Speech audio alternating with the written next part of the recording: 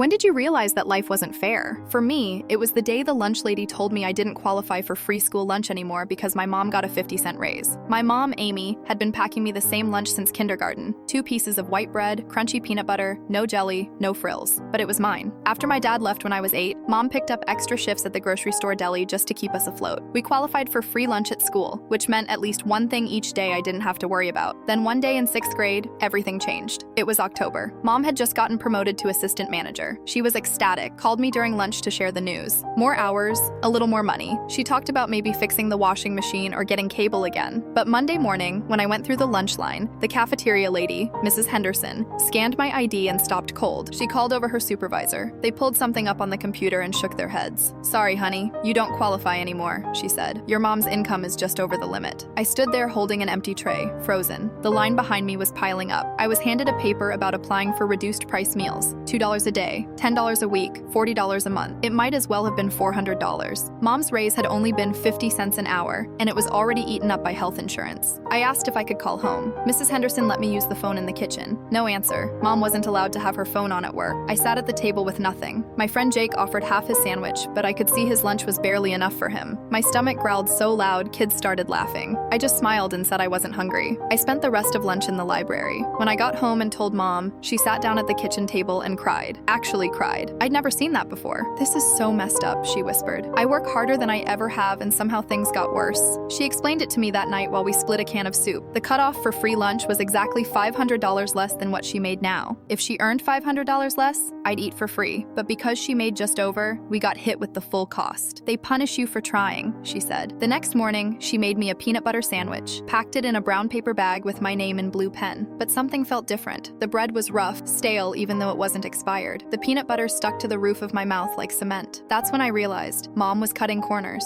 buying cheaper bread, rationing peanut butter, skipping lunch herself and saying she wasn't hungry. But I knew. I saw her ribs when she changed her shirt. Meanwhile at school, I watched kids throw away full meals. Pizza with one bite missing, unopened milk cartons, fruit cups dumped in the trash, food that cost more than what we spent on groceries in a whole day. And we couldn't get one sandwich without it costing something we didn't have. By December, I started skipping lunch completely. Told Mom I wasn't hungry. In reality, I was stuffing those sandwiches in my backpack and bringing them home for her. She was getting thinner. I couldn't take it. That was the moment I got it. Life doesn't reward hard work. It penalizes you for inching forward. If you're too poor, you get help. If you're wealthy, you don't need it. But if you're right in the middle, you're invisible. You get just enough to not qualify, but never enough to survive. That's when I realized life isn't fair.